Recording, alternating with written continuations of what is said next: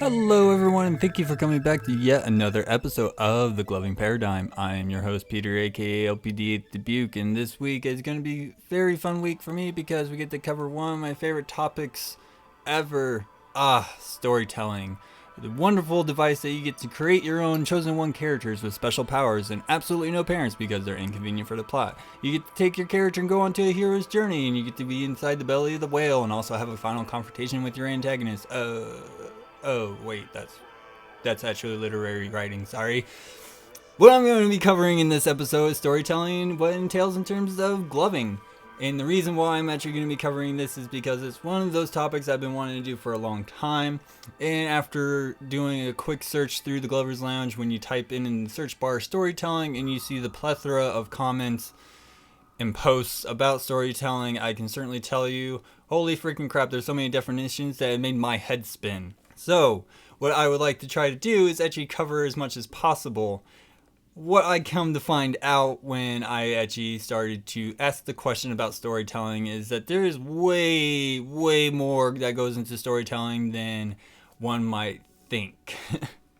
So, I will certainly tell you this right now. This is not going to be a single episode on storytelling and covering everything because that's just way too much, and I don't think you guys want to have me sit here and ramble on for 2 straight hours just trying to cover everything that's in storytelling. So, like my archetypes of gloving, which I thought this was going to be part of, this is actually going to be its own separate mini-series, which I'm pretty much going to be just calling on storytelling, because there's so much that goes into storytelling that I don't think people really actually grasp the entirety of it. So, what I'm going to be doing is actually just breaking story down into basically its fundamental parts.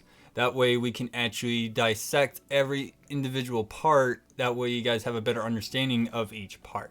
Now, I can certainly tell you when I first looked up storytelling, I got so confused by so many of the people's interpretations of the term that it was crazy. You know, there were so many people who were saying you just need a beginning, middle, and end. Well, that's just too broad because any show can have a beginning, a middle, and an end. It starts, you ensue, and you conclude. Like, that's way too broad to say that's storytelling, because in not only that, you're not even giving any proper structures.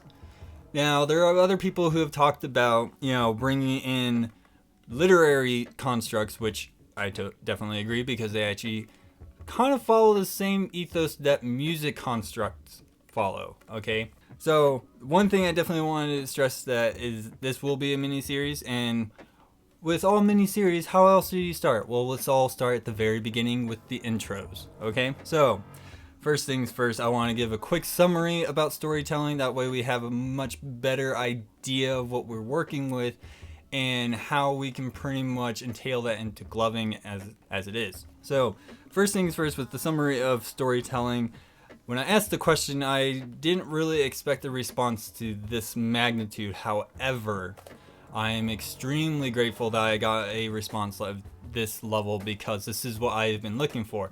So, to the wonderful Glover Jest, thank you so much for actually responding to my post. It is what I have been looking for in terms of a response, being extremely detailed and thorough and well thought out.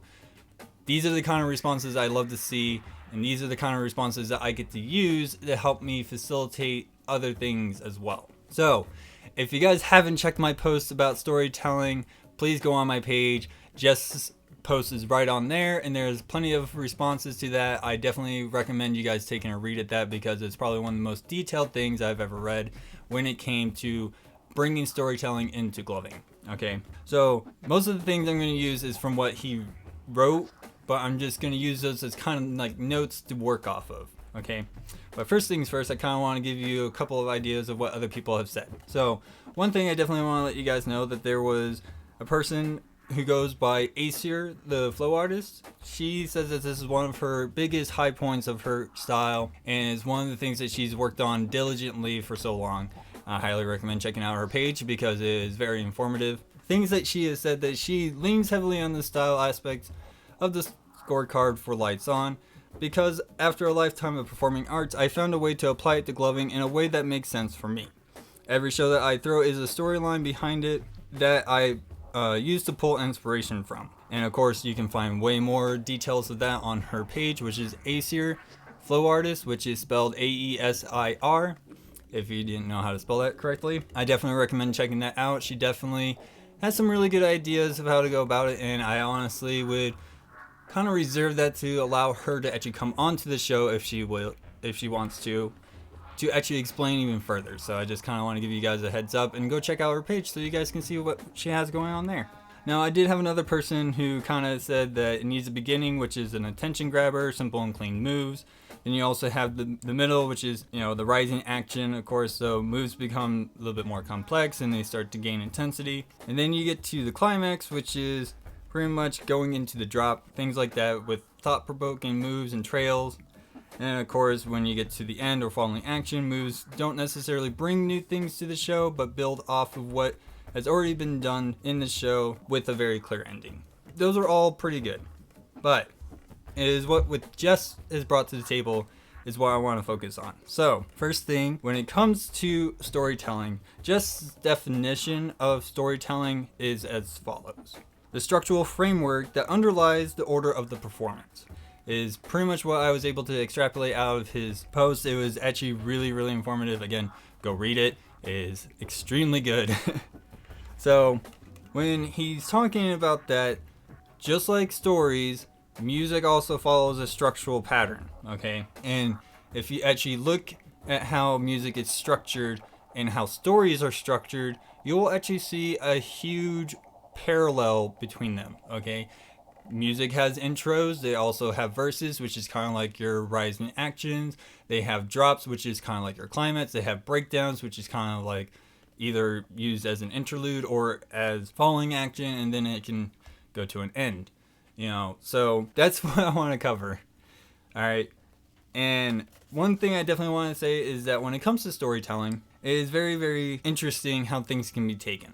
Okay. So the one thing I definitely want to let you guys know is that there are these 5 main sections when it comes to storytelling. Okay. So of course you have the intro or the very beginning. And then of course you have the next step, which is your inciting incident into rising action. Now, when it comes to storytelling in literary terms, the inciting incident is what propels the story to move forward. Okay? And of course you have the rising action when things start getting a little crazy.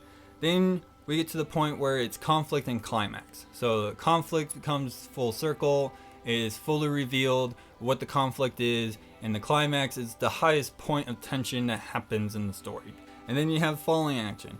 Now, falling action in terms of literary terms, falling action is basically you're tying up all the loose ends of all the open subplots and narrative threads and bringing it into a conclusion, which is, of course, the resolution, where you pretty much finish off the story and let your audience know that whatever the outcome that you had in your story is now this. Okay? So those are the segments I'm going to break up, and so there's going to be 5 episodes at least on this miniseries, but I feel like there's going to be way more just because there's so many things that we can take into, and there's just a rabbit hole of information when it comes to at least storytelling on its own that I'm actually surprised that I thought that I can do this in 1 episode when that is a bold-faced lie, considering the amount of shameful creative writing content I just digest on YouTube while I'm at work.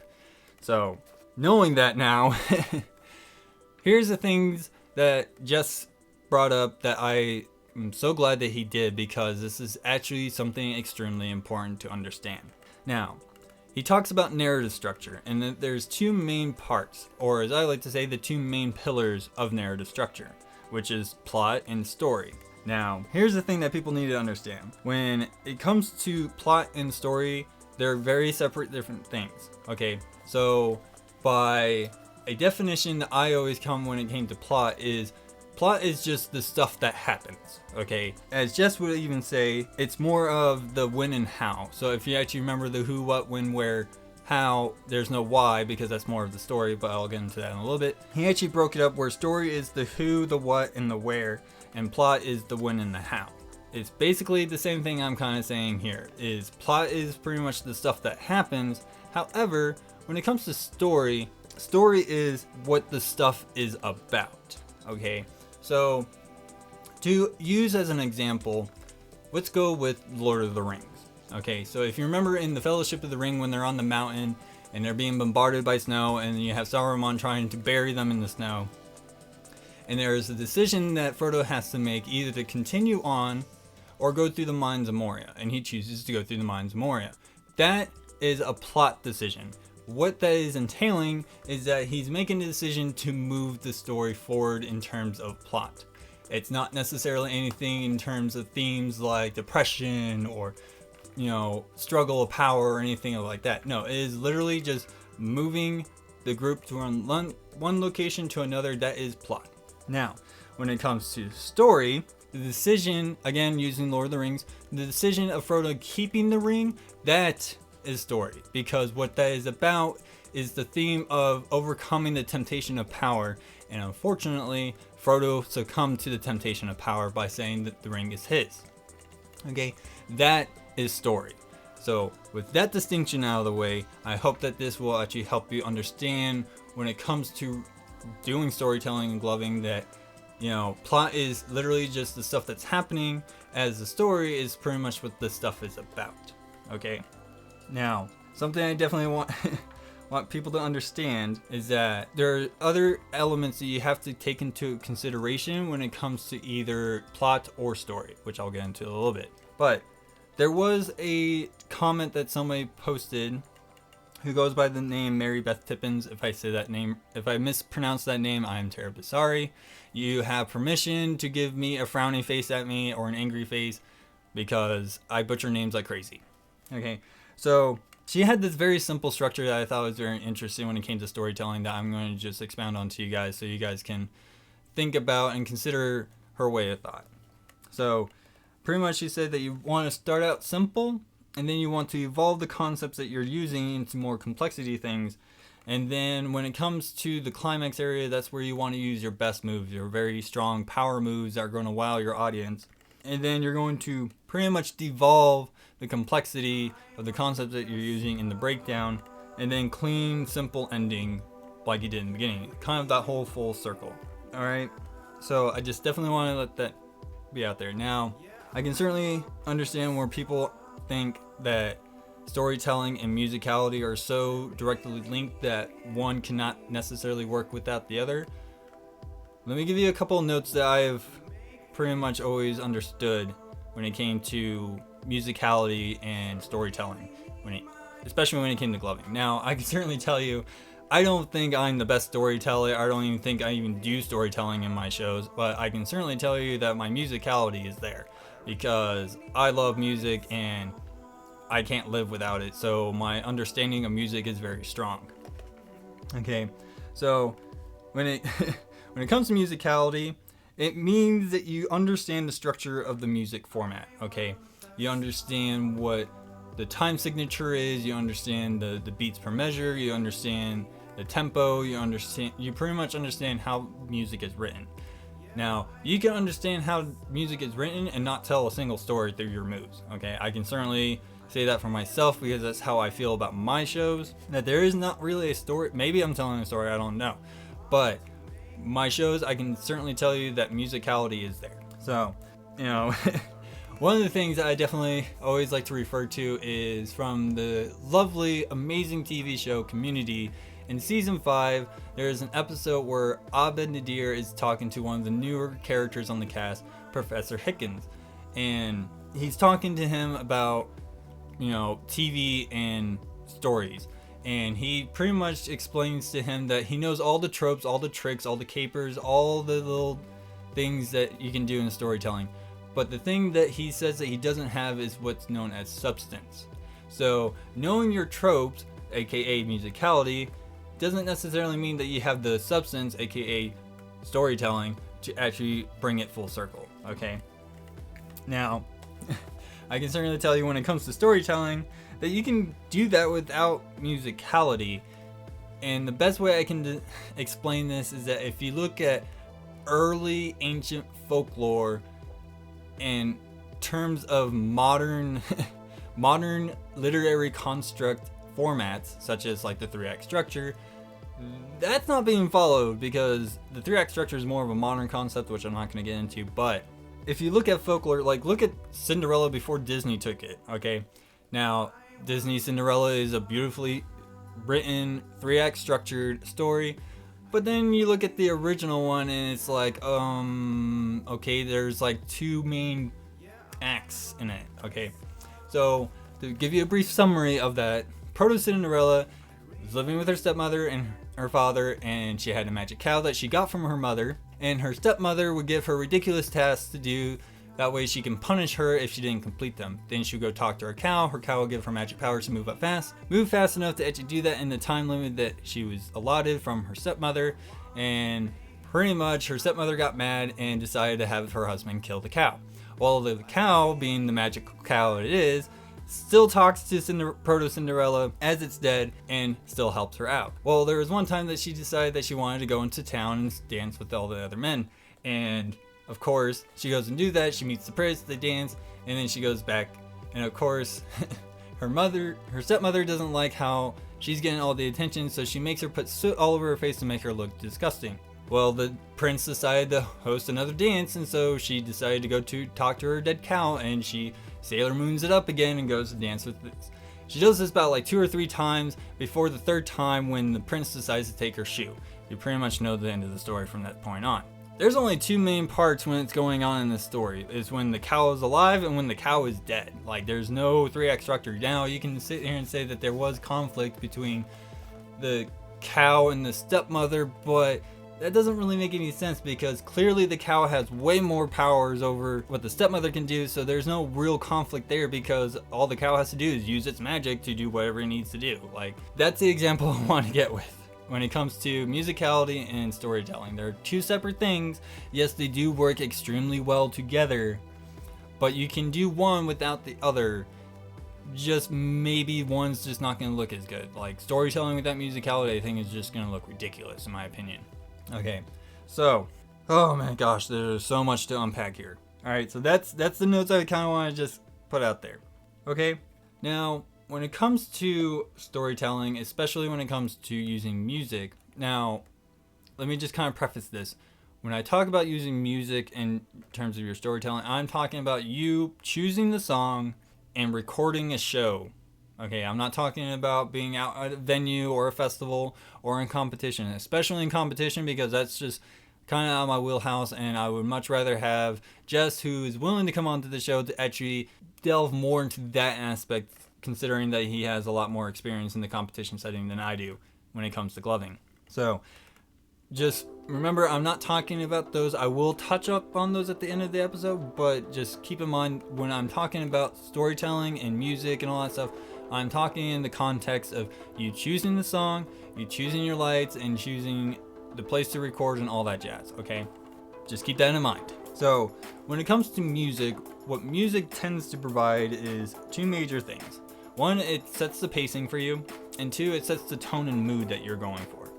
Now, one thing that I definitely want to explain is that stories do follow a time signature as well. If you look at like a noir detective one, it starts out rather slow and then it will pick up once the detective takes the case.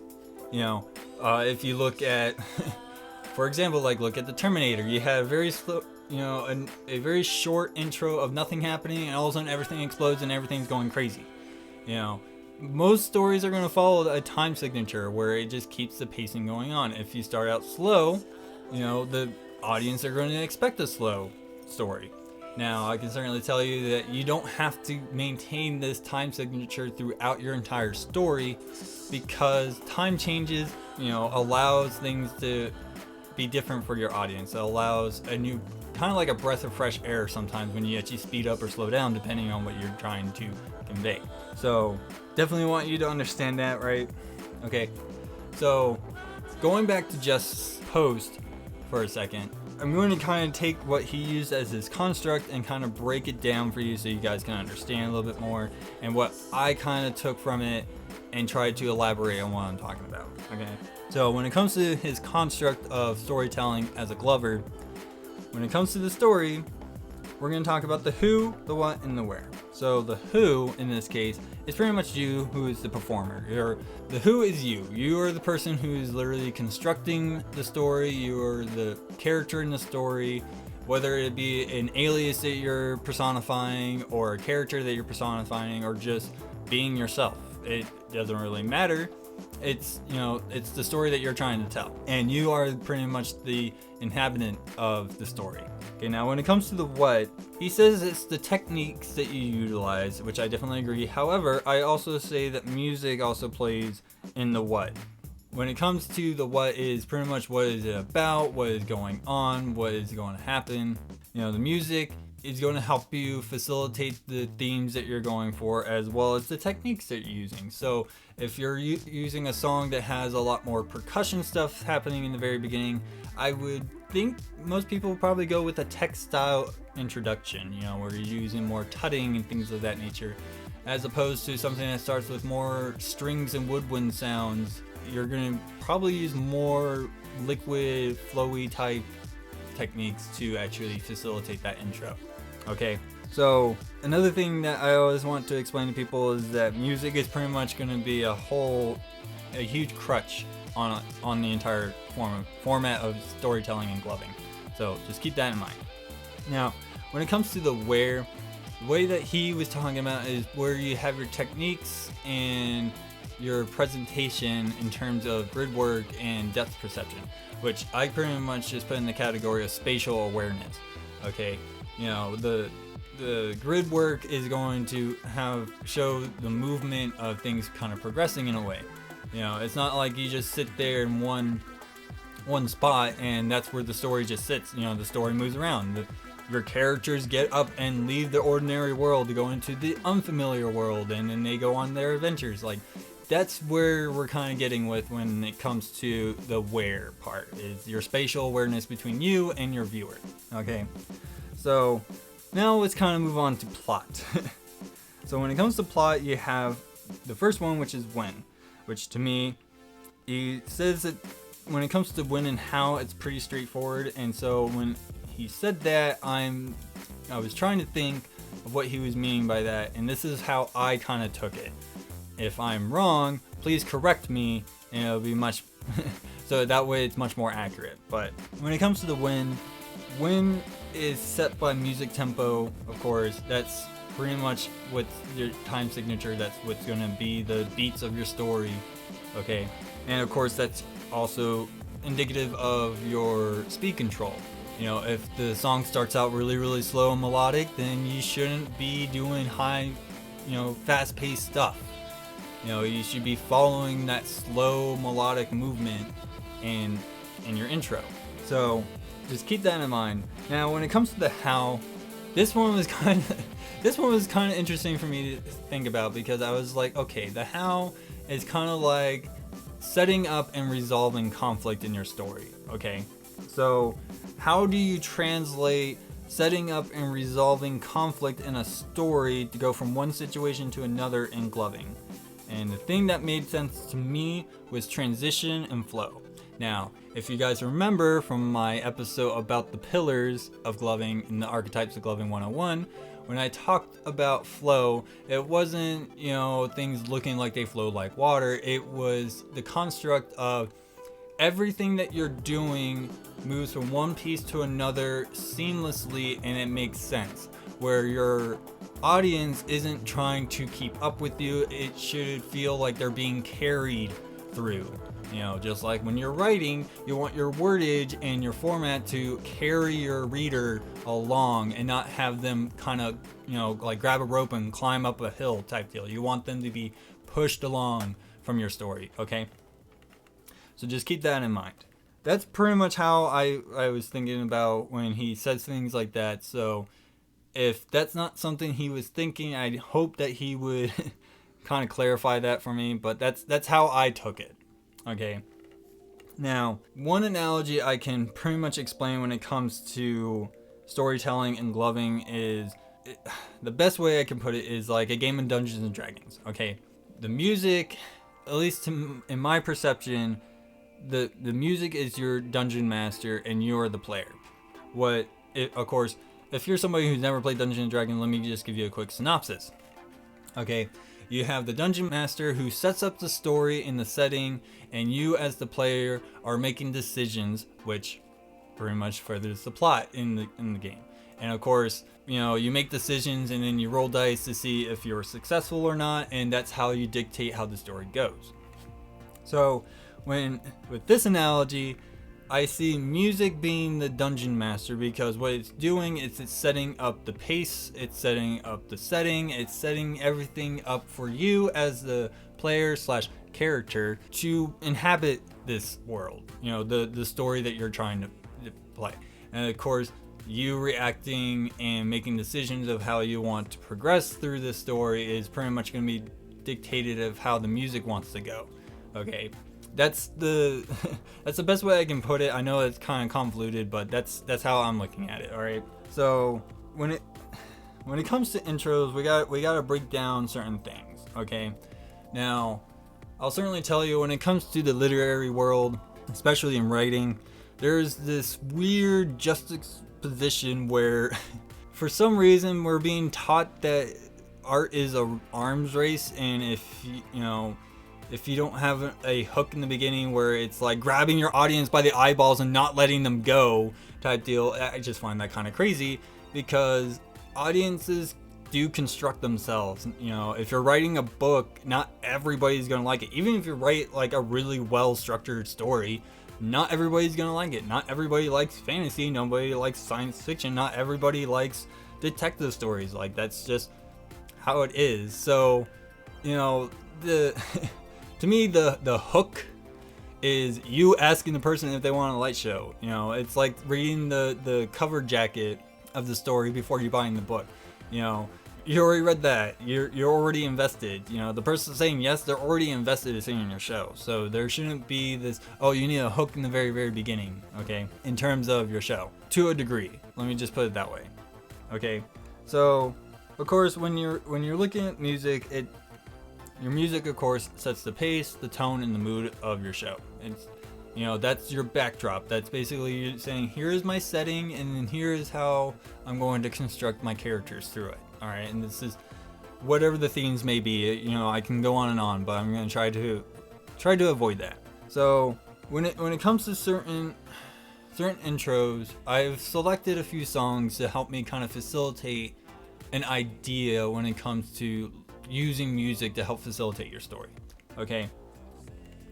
So, of course, if you're listening to music, if you listen to a song, you can probably tell where the intro is, and then when the intro stops being an intro and you're starting to go into your inciting incident, rising action type deal. Or in music terms, where you start to go into the build-up. Okay. So, one example I will say is, if you listen to the song "The World Is Ours" by Jai Wolf, the first 30 seconds of that song is curtailed by just vocal sounds and sound bites, and if you're listening to it, it kind of tells you what the song's going to entail. It's not necessarily in terms of foreshadowing, though I do have a song as an example of showing you a form of foreshadowing in music. But this, the 30-second piece really shows you what this song is going to be entailing. Okay, and once you actually hit the 30-second mark, you're going to immediately hear the inciting incident by the clapping sequence that you'll hear afterwards. Okay, so if you're listening to the intro, it's just very slow lyrical sounds that you can work with, and that's going to really help you kind of set up how the rest of the song's going to go. Now, another great example that I've been listening to is a song called "Cold" by Different Sleep. Now, this one has a much longer intro, in essence, in my opinion. But this is a song that I was talking about that actually has good foreshadowing of what's going to happen in the rest of the song. Okay, so the first 30 seconds of this song, yeah, it's a long fade-in droning sound, which, of course, I am totally into because I like droning sounds. It's great. But after the first 30 seconds, you get another 35 seconds of things starting to happen. But it's not a rising action build-up style. It's more an additional piece of the intro where it's giving you more details of what to expect from the song. And during that next 35 seconds, you're going to hear kind of a DJ scratching sequence going on. And that's the foreshadowing to tell you, hey, this is what you're going to start hearing in the rest of the song. It's kind of, it just kind of foreshadows what's going to be throughout the song. Okay, and it also really shows you how things are, how the tempo is going to somewhat change in the song as well. Now, those two examples, they have a very slow intro. They kind of fade in. Well, The World Is Ours by Jai Wolf doesn't really fade in. It kind of have a quick crescendo to get things started. Okay, but there is one song I kind of want to use as an example where not all songs actually have a slow intro or even have an intro. Sometimes they just kind of start by bombarding you with sound. So if you listen to the song War by Dance with the Dead, the first thing you're going to hear is a piano note, and that's like a second. And that can be, if you want to count that as the intro, go ahead. I don't really count 1 second of a piano note an intro, but after that note in a second, all of a sudden you're being bombarded with 8th notes and 16th notes of percussions and a strong bass line and stuff. It immediately just jumps you right into this high intensity sequence. Okay, so when it comes to intros, especially when it comes to song selection, you're not really going to have that kind of simple intro thing. You're immediately thrown into this, into this chaotic sound. So, some people who sit there is like, well, you can't do high intensity ones right off the bat. Well, if you have a song that starts like that, I don't see any reason why you can't, because your opening is already intense and crazy. Now, I'll certainly tell you, if you continue listening to that song, it does slow down and get to a very stasis point where you're able to get back to that kind of simple melodic moving. But I just wanted to use that as an example that not all songs have that kind of intro into the verses and all that stuff, right? So those are the examples, and I try to expand different, and curtail different examples to help elaborate what I'm talking about. And those are the 3 songs I can think of. Those are the ones I listened to recently to actually help me facilitate what I'm talking about here. But I can go on and on. Like, if you listen to the song Believe by Sunglitters, it has a good 20-second fade in before it actually starts bringing the drum as the bass line, which I still count that as part of the intro, because if you say that only the fade in part is the intro and then the rest of it is what it is, I don't feel like it really adequately curtails an intro. So you have the first 20 seconds of that song just being a fade in with the bass, and then you'll have like another 10 to 15 seconds where the bass drum comes in before it kind of takes a quick pause and then gets right into it. So, which again, that intro really helps it sets the mood and it sets the tone through the musical notes that it's using. And then it sets the pace by the drum beat that it puts in afterwards. Okay, so when it comes to music like that, I definitely would recommend you guys listening carefully to the song selections that you're choosing and working from there. All right, so the other thing is when it comes to your storytelling, themes and motifs are also going to help you facilitate the story that you're trying to tell. And of course, if you guys remember, I did an episode on themes and motifs. You can definitely go check that out. It does help. I know it didn't really talk about storytelling, but it gives you an idea of how to use themes and motifs to help solidify the storytelling that you're trying to convey. Okay, so of course music magnifies this, magnifies it. It's going to magnify the theme, it's going to magnify the motif. If you're doing an upbeat, happy style song, then that's how your show is going to convey. If you want to do more of a horror theme, then you're going to choose songs that are more of a horror theme-esque feel to it. So when it comes to the style of story that you want to tell, whether it's a story of just fun and good times, or you want to talk about the hard times that people struggle with, such as like depression or anxiety or what have you, the song selection is going to be an extremely crucial part to help convey the message that you're going to go with. And of course, when it comes to your color sets and your flash patterns, that's also going to help facilitate the story that you're trying to tell. If your story has a lot of high intensity, maybe hyperstrobe works for you. If your story has more of an abstract disconnection feeling to it, of existentialism, if that's where you want to go with, then maybe a strobe type flash pattern such as like Blinky or whatever works for you, maybe go with that. Who knows? And of course, the concepts that you're going with are also going to help facilitate whatever the song's kind of dictating in terms of what's very dominant is probably going to be what is going to be showcased through your moves. So if it's more of a heavy percussion, like When I Get There from Big Wild, that you can go a lot more tech eccentric, or if you have something more melodic, like again, if you go with like The World Bizarre by Jai Wolf, you can go a little bit more of a flowish style show than more tech. Okay, so definitely keep in mind that when you're listening to the song that you're trying to record to, understand what is the dominant features of the song, whether it's the percussions, or maybe it's the lyrical aspect, or maybe it's the melody itself, or whatever the case may be. That's something you have to really understand when it comes to the songs, is what is the dominant feature and why is that the dominant feature. Okay, so here's a couple of things when it comes to intros. Now, if you've been listening to a song that you really want to do a show to, and you really kind of broke it down in your head in terms of the intro and the rising action and all that stuff, of course I'm going to be focusing on intros in this episode, but let's just say that you have a concept that you really, really like, and it's not a simple concept. It's a very advanced, it's very intricate, it's very complex. How are you going to get to that point where you're actually able to do that concept? Now, all my listeners know that there is one idea that I always liked invoking when it comes to gloving, and that's deconstructionalism.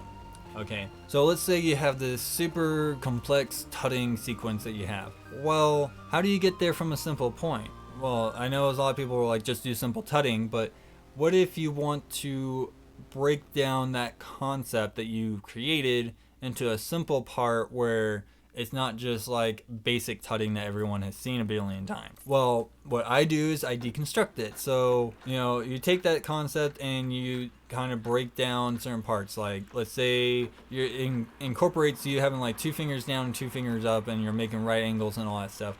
Well, how do you break that down so it makes it a little bit more simple? Okay, so let's just say I have my middle finger and pinky finger pointing straight up, and I have my ring finger pointing 90 degrees, and I have my index finger kind of tucked in to the side of it. How am I going to break that down into a much more simple concept? Well, one way is pretty much just taking that pinky and bringing it back where your ring finger is, so it's making that 90-degree angle, and then extending your index finger with your middle finger to make that classic 90-degree box.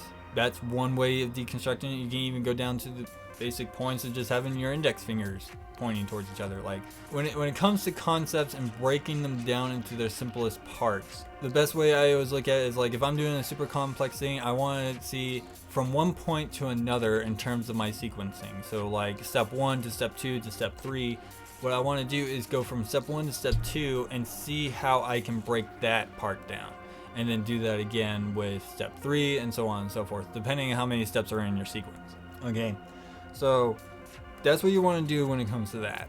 Now, one thing I'll definitely say that I always enjoy when it came to intros is conjuring, and the reason why is because it allows your audience to kind of just focus on a very simple thing with just one light. It's rather simple. You have one light on and you can move it around and stuff. Of course, now when we're talking about conjuring, it's more of a separate thing, but I'm just saying in terms of intro, I always like the idea of doing some conjuring. Okay, now I'm the type of person who likes turning on their lights to start their show as they're going along in terms of their intro. I haven't done that in a long while, but that was something I always liked doing, is having all my lights turned off and then slowly turning them on in a sequence that I just thoroughly enjoy. Okay, so that's one way of looking at it. Now, I'm not saying that you have to do conjuring in your intros in order to make a good intro. It's just something that, it's a concept that people, I don't think, always consider using just as like just an intro thing. Like, I'm not saying that you have to have your lights set in conjuring mode, but being able to manipulate your lights as part of your intro before you turn on all of your lights and just go into the show, that's a great way to do an intro, in my opinion. Now, one thing I definitely want to express is that what's really important is showing your audience from the very beginning your spatial awareness. Now, I'm not saying just the space between you and your viewer. I'm talking about the space that is in between you and your viewer, but also around your viewer as well. You know, the whole peripheral thing as well. And in the intro, showing that you have that understanding by just simply putting your hands together and moving them around and showing the depth perception and understanding that depth perception is going to really help facilitate to your viewer your understanding of everything. Okay, it shows that you know how much distance is in between the two of you. It shows you that you understand from their point of view how to manipulate their view, and of course it just shows you that you understand the grid.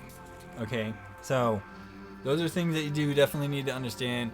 Now I can certainly tell you that when it comes to like intros, I can do something as simple as just keeping my hands together in like the prayer format, but my fingers pointing towards my audience. Let's just use The World Is Ours by Jai Wolf again. In the very beginning, you know, you have kind of like these whole notes of the sound bites, and I can just have my fingers moving around in a big circle, and every time that note would hit again, I'll go in the opposite direction. Now, of course, there's a part where you hear a sequence of like 8 notes from the sound bites, and what I would do is just quickly kind of do that whole little flail thing where your hands kind of are pointing together, and when you're swinging them, they're basically, once you get to like, let's say I swing them to the right, one hand's going to come from above and the other one's going to come from below, and then it switches back. And I'll just do that real quick before I put them back together and kind of continue on what I was doing. That's me listening to the song's intro and using that to facilitate my moveset to help evoke what the song is going to entail altogether. Okay, it also shows to your audience your understanding of, you know, timing and how things work.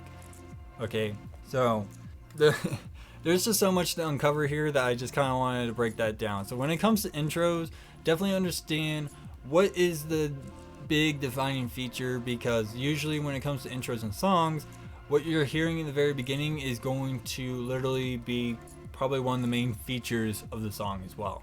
Okay, and understanding that is also going to help facilitate how you're going to have to construct the story from the music. Again, refer back to my Dungeons and Dragons analogy that the music is the DM and you're the character in the story, and that's how it's going to go. Okay, so I can't believe I'm actually going on this long.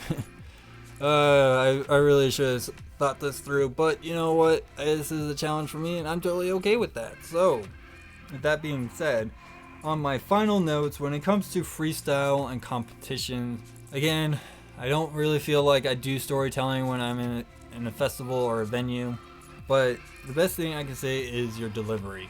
Now, when it comes to being at a festival or a venue, you don't get to choose the music, therefore you don't really get to have this pre-thought out plan, kind of like how choreography is, of how you're going to do it. You, like I used with the Dungeons and Dragons analogy, that the DJ is the DM and you're the character in the game. Okay, now when it comes to mixes, you know, they don't have like this whole intro into an ending. You know, you kind of just mix into the next song. Now, I can certainly understand where certain people think that when you start hearing the transition to the next song, that's when you need to start ending. But here's the thing: you're not at a festival and you're in the middle of part of the mix where it's like in the middle of the song and somebody asks you for a light show and you're like, oh wait, hold on, wait until it changes to the next song so I can actually do that. No. When it comes to freestyling and storytelling, I really feel like I'm out of my wheelhouse on talking about that, but there are people who have done it. Like a great example, if you look at Puppet's work, when he's at competitions and when he's at festivals, great storytelling right there. So, like I said, I don't feel like I have the adequate knowledge to actually expound on when it comes to freestyle storytelling. But if you're able to listen to the music and anticipate what's coming up and be able to construct somewhat of a story out of that, then kudos to you. It's kind of like improv, if that makes any sense. Like improv storytelling, when it comes to comps though, I'll certainly tell you I don't really know how to explain that, because from what I have read in certain comments that people have posted saying that, throwing up their team sign is a form of storytelling, which doesn't make sense to me because I always saw that as showmanship, and somebody else even commented saying that's an example of showmanship, which I definitely agree. Now, if you're when it comes to intros in competitions, I don't see any issue with you throwing up your team sign thing, whatever the case may be, to start your show. And you're in a competition, so I don't really think that, being this wonderful storyteller of a character who has, an awakening of magical powers and goes off into the unfamiliar world and has their hero's journey and have their darkest hours, the main antagonist telling them that they're not so different and all that stuff. No, I don't necessarily see that being the case when it comes to competitions. It's more of that beginning, middle, and end, being very simple, evolving into more complex things, and then bringing it full circle with simple moves at the end. Okay, but again, like I told many people, I don't really like talking about competitions as much anymore because every time I do, I just, not a lot of people want to listen in, and I totally understand, because why would you want to listen to somebody who's never really did a gloving competition? And I probably would agree with you on that. So that's pretty much what I can say about when it comes to freestyling and stuff. However, I will reserve that in a much more detailed episode when I actually have the opportunity to have a guest person come on to help elaborate on that part. And I feel like Jess would actually be a much more suitable candidate to help elaborate on competitions and freestyle, as well as puppet as well, in my opinion. But I never really had that opportunity to actually ask him either. So if you're listening, don't ever hesitate to actually send me a message and talk to me about coming onto the show and, help elaborate on what I'm talking about. But okay, that's pretty much all for my episode. Holy freaking crap, I didn't realize that this was probably going to take an hour, even though I did think it was going to take an hour. But there was a lot to cover on storytelling. It's just the very, very beginning, okay? I had to summarize storytelling the best way I can and show you the segments.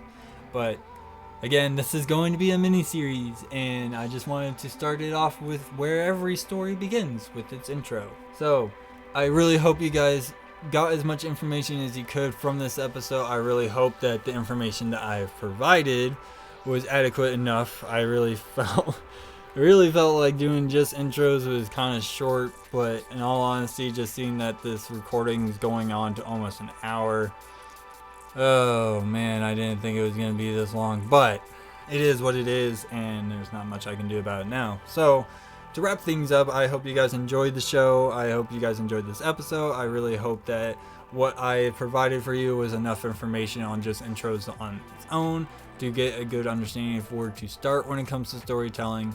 I would definitely like to hear you guys' feedback on it, and any questions that you guys have that I did not cover in this episode, please do not hesitate to ask me those. There's various outlets you guys can hit me up at. I do have a Facebook page, which is aptly named The Gloving Paradigm. My messaging is set up so you guys can message me directly or just leave a comment. You can also hit me up on Reddit, which I'm under the username MuttonChopGuy. And of course my email, which is muttonchopguy@gmail.com. Those are other places that you can hit me up at. And of course, I do have a Discord server, which I know I have been shamefully neglecting. And I honestly feel like if I had a moderator to help me with that, that'd probably be a lot better. But the link to that will be in this episode's description, so you can hit me up there. Once again, I would definitely like to thank everybody who has liked the page so far. It is really, really a humbling experience for me to see that people are listening in. I would definitely like to ask my listeners to help spread the love by sharing my content and referring people to my page to help them, especially if they're newcomers, because that's what I want to do. Is I want to help newcomers get into this art form and really get in there and really get their hands dirty, per se.